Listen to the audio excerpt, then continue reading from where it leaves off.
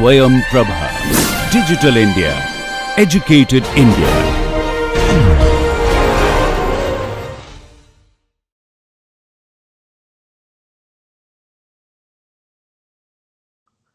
Now question is whether the left hand side limit exists as z tends to z naught.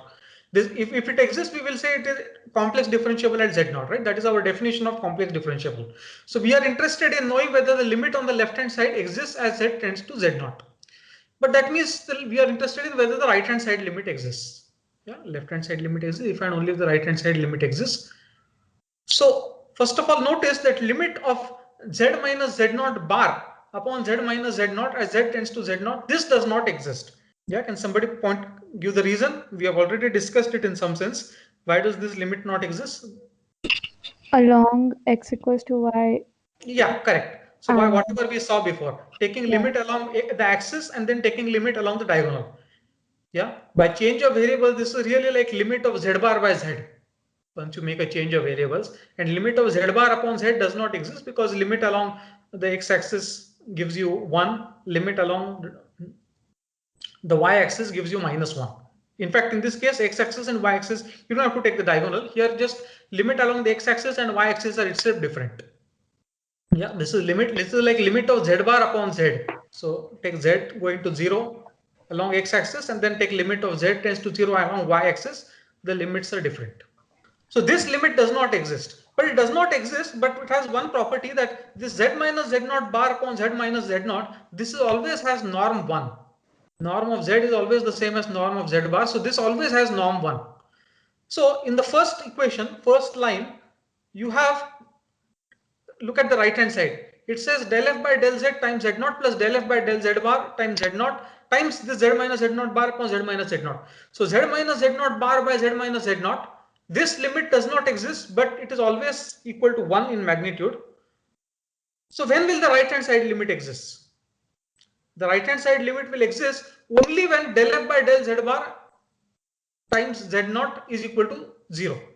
So since this, that's what I've written. Since this limit does not exist and limit of eta z exists, this right hand side limit will exist exactly when del f by del z bar at z naught is equal to 0.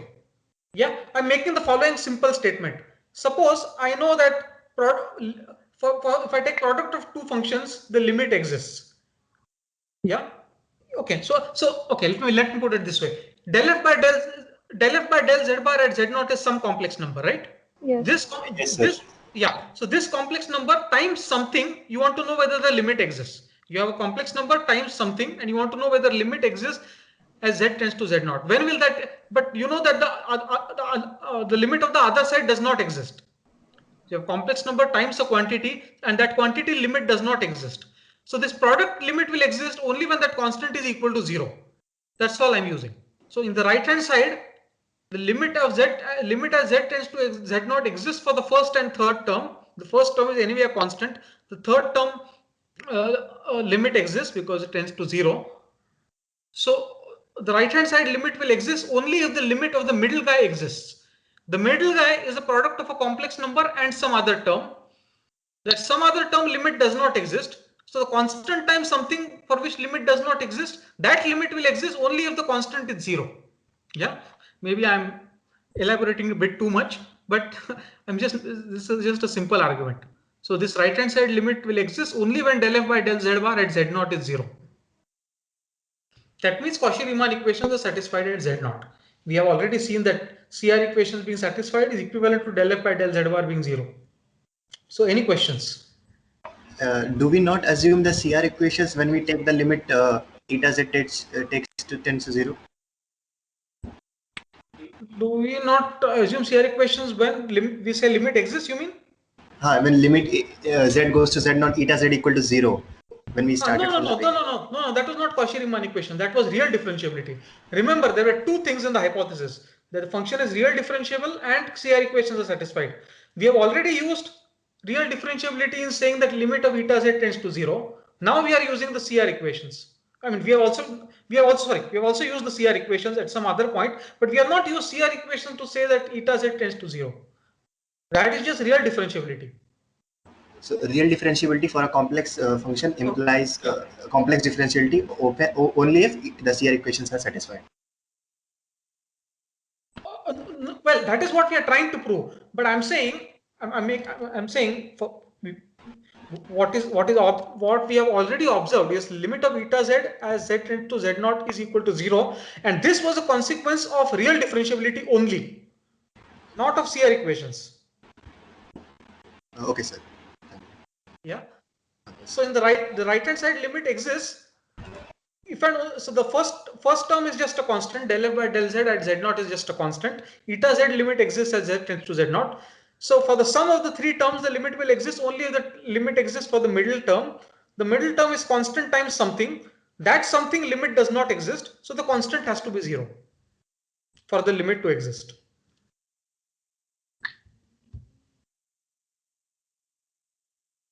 Okay. Yes, sir. Yeah, just think about it. Go through this slowly. Really nothing tricky in the proof. So we have seen that CR equations are satisfied at Z naught. Also in this case, f prime Z naught is equal to del f by del z at Z naught. So somebody was asking a few minutes back, what is the meaning of del f by del z? So in fact, this shows, so once the limit exists, limit of fz minus fz naught by z minus z naught, this limit exists, it will equal del f by del z, right? Because the second and third term in the RHS are 0. So this f prime z naught will be del f by del z at Z naught. So del f by del z is the usual derivative from which is what I said some time back. Yeah, so this is really the main sort of main theorem and main topic of this theorem and its proof are really the main topic for the day. So please spend some time going through this proof and convincing yourself. Sir. Yeah. Sir, at one place we had assumed Z and Z bar to be independent when we were. Well, we have not used it. If you think about it, what we are doing is we assumed it just to motivate a definition. We have not used it to prove anything really. It's just that we wanted to motivate a certain definition. To motivate Okay. that definition, we made this computation. So even if they were like dependent or they had some relation, then also these theorems would hold, right? Everything holds, because what we are calling del f by del z and what we are calling del f by del z bar are what we are calling del by del z and what we are calling del by del z bar are just definitions. So Yes. we cannot be challenged for our definitions. Yeah. Sir, I have a doubt. Yeah. I mean, might be a slightly odd doubt, Yeah. but so we define our differentiability as the existence of the limit of fz minus fz naught upon z minus z naught. Yeah. Now, let's say I define my what do we say? Like, I mean, this is just a definition, right? So, like, let's say I define my definition for differentiability as fz minus fz naught divided by the what do we say? The complement of z minus z naught. So I mean, the funny thing is that like any function which is differentiable by this kind would also be real differentiable, and the only difference is the Cauchy-Riemann equations would instead be del f by del z is equal to 0 instead of del f by del z naught is equal to 0. So like, I mean, this is sort of like, I mean, I don't know, I just found this kind of weirdly mirroring. I hope it's right what I just said.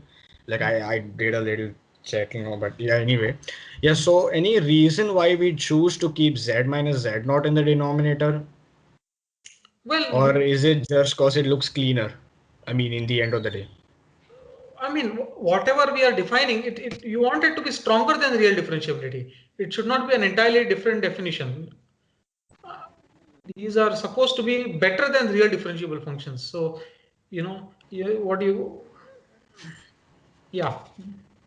these are, I mean, I don't know what more I can say.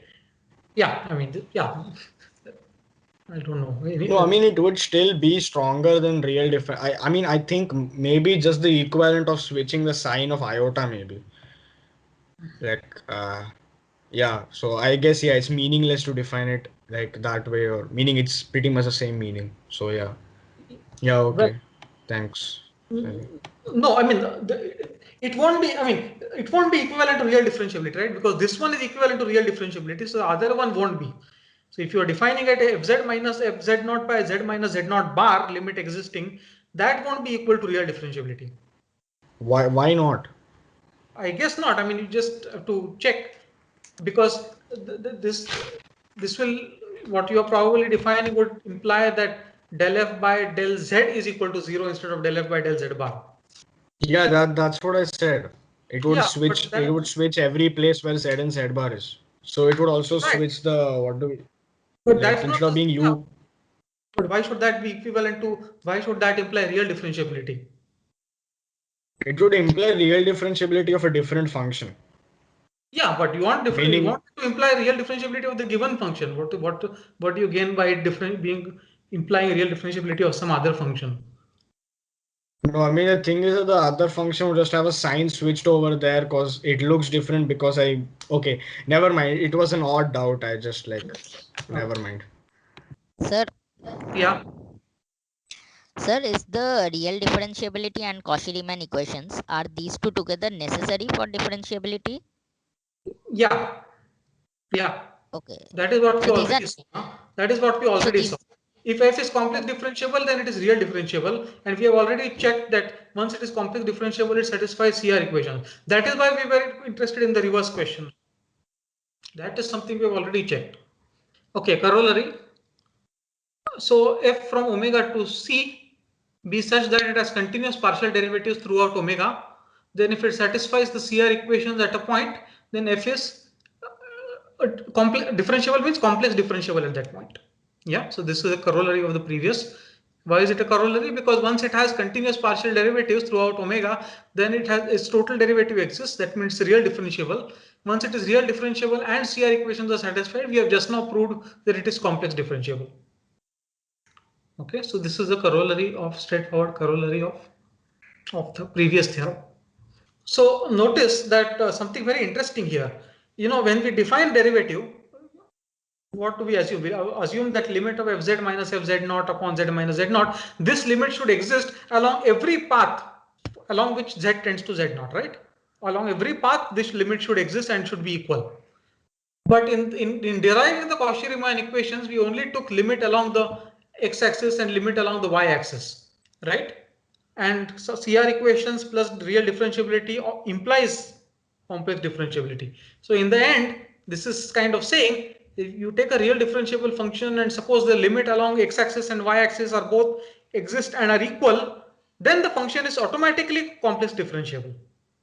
You don't have to check along every path. So it's quite striking. If you limit along two sort of orthogonal paths coincide, then limit along any other path along which z tends to z naught, that will also coincide with this. Yeah. Everyone agrees with the comments I'm making? Yes, sir. Okay. So this is a easy computational exercise. Show that fz equal to e raised to x times cos y plus I sin y is holomorphic throughout C. Holomorphic simply means complex differentiable at every point in the domain. That's what we. So this is holomorphic. And notice that f prime z is equal to fz. So this is the complex exponential function which one denotes as e raised to z. So we will come back to this function in lot of detail. This function and its inverse, which is the logarithm, are very, very important in complex analysis, and we will come back to them in detail. So this e raised to x times cos y plus I sin y are the real and imaginary parts of a holomorphic function. That holomorphic function is the exponential function e raised to z. And just like the real function e raised to x, f prime here also f prime z is equal to fz. Now the corollary can actually be strengthened. So theorem, which I am not going to prove, let f be continuous on omega. Suppose the partial derivatives exist and satisfy the Cauchy-Riemann equations at every point in omega, then f is holomorphic. This is a deeper theorem which we will not prove. We cannot prove everything in the course, but it's good to know this theorem. So I don't have to assume continuity of the partial derivatives. In other words, continuity of the partial derivatives will be automatic. Suppose the partial derivatives exist at every point and they satisfy Cauchy-Riemann equations at every point, then the function is holomorphic. And as I said, we will not prove this theorem. Yes, sir. So the only thing you are assuming here is that the partial derivatives are not continuous, right? That's the only thing I'm assuming, and I'm saying that will be that's automatic consequence, automatically a consequence. Okay. So one more exercise, which of course can take up in the tutorial. So exercise, show that the Cauchy-Riemann equations take the form UR equal to 1 upon R V theta and VR equal to minus 1 upon R U theta in polar coordinates. Yeah, basic exercise. Now let's touch upon another important topic, harmonic functions. This might be especially important for those of you who are in engineering physics, I think. Harmonic functions. So maybe at the end of the course we will discuss harmonic functions in greater detail, but already they are relevant to our discussion. So I want to introduce harmonic functions and connection with Cauchy-Riemann equations. So a real valued function u from an open subset of R2 to R. So just one sort of the standard notation that we will be following is that whenever I have u, v, w, whenever I have open sets, I will usually denote by u, v, or w. Closed sets will usually be denoted by z, s or z, usually z. So when you see u or v, if I have not written an open set, please understand that I mean open set. So a real valued function from u to r is called harmonic if it is twice continuously differentiable and satisfies uxx plus uyy equal to 0. So del square u by del x square plus del square u by del y square equal to 0. The kind of equation one encounters in simple harmonic motion. So now if f is equal to u plus iv is holomorphic on omega, then both u and v are harmonic functions. So indeed, the Cauchy-Riemann equations tell us that ux is equal to vy and uy is equal to minus vx. So let's compute uxx plus uyy. So what do I get? This is ux is v. So this is vxy minus vxy. Yeah, del square v by del x del y plus del square v by del y del x. Yeah, I'm also using the fact that the mixed partial derivatives commute. Del square f by del x del y is del square f by del y del x. So this is equal to 0. So uxx plus uyy equal to 0. Similarly for v. So moment you have a holomorphic function, you get two harmonic functions. Yeah, is this okay? Sir, how Yes, did we assume that Sorry? how did we assume that the mixed partial derivatives are commutating? Again, when the partial derivatives are partial derivatives are continuous, then the mixed partial derivatives commute, right? You know that. Okay. MA 105 again, I suppose. Huh? I have never taught MA 105, so I don't really know the exact set of topics which are covered, but sort of assuming that it's covered in MA 105. Harmonic functions. So suppose u and v are harmonic functions on omega. We say that v is a harmonic conjugate of u if f is equal to u plus iv is holomorphic on omega.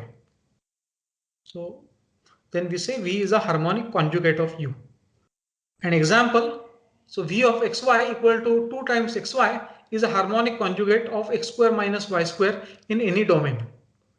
Indeed, fz is equal to z square is holomorphic everywhere. So x square minus y square is the real part of z square. And 2xy is the imaginary part. So v is a harmonic conjugate of x square minus y square. And this is not symmetric, obviously. Note that V is a harmonic conjugate of U does not mean U is a harmonic conjugate of V. In fact, it's an easy exercise that if U and V are harmonic conjugates of each other, show that they are both constant functions.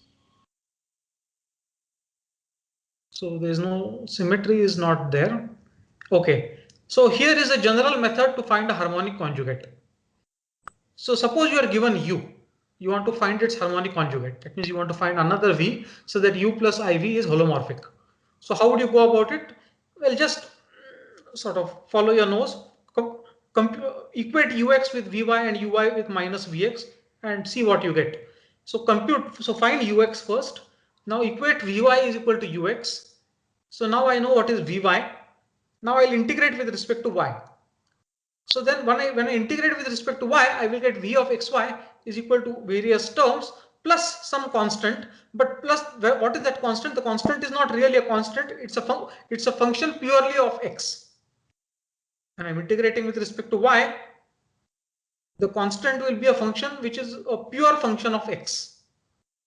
So I will get v of xy equal to something something something plus phi of x.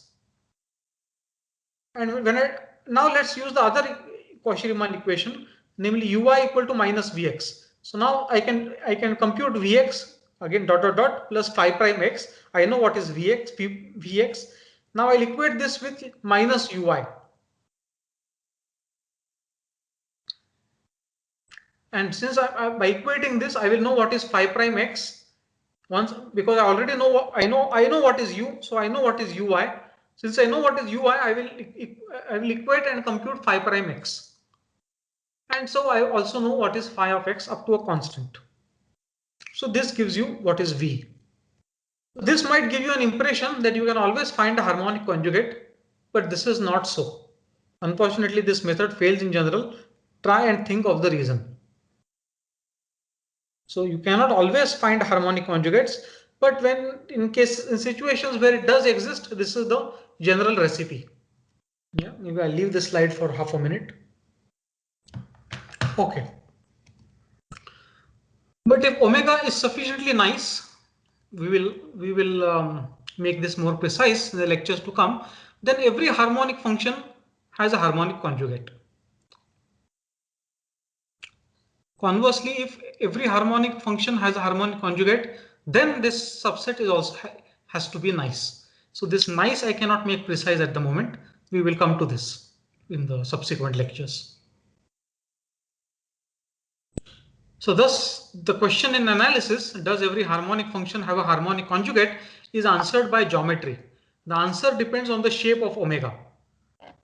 So it's relevant at this point to recall from MA 105 that curl of grad is always 0. But if something is curl free, it does not mean, but curl free is certainly the grad of something only when the domain is nice. For example, C or a disk. So this is related to what I said at the end of the previous slide. Yeah. So if curl of something is 0, doesn't mean it is the grad of something. That is the case only when the domain is nice. That can be guaranteed only when the domain is nice. So something analogous is happening with the question, with what I said at the end. Unfortunately, this method works, fails in general. Try and think of the reason. So this failure that I discussed here is related to the failure that a harmonic function may not have a harmonic conjugate. The two difficulties in some sense are related to each other. Okay, we will come to this in greater detail towards the end of the course. Yeah, any doubts? Yeah, is it okay? So remember this, that not every, so the key lesson is harmonic conjugates don't always exist. That was just a general recipe of computing when it does exist. In general, they don't exist.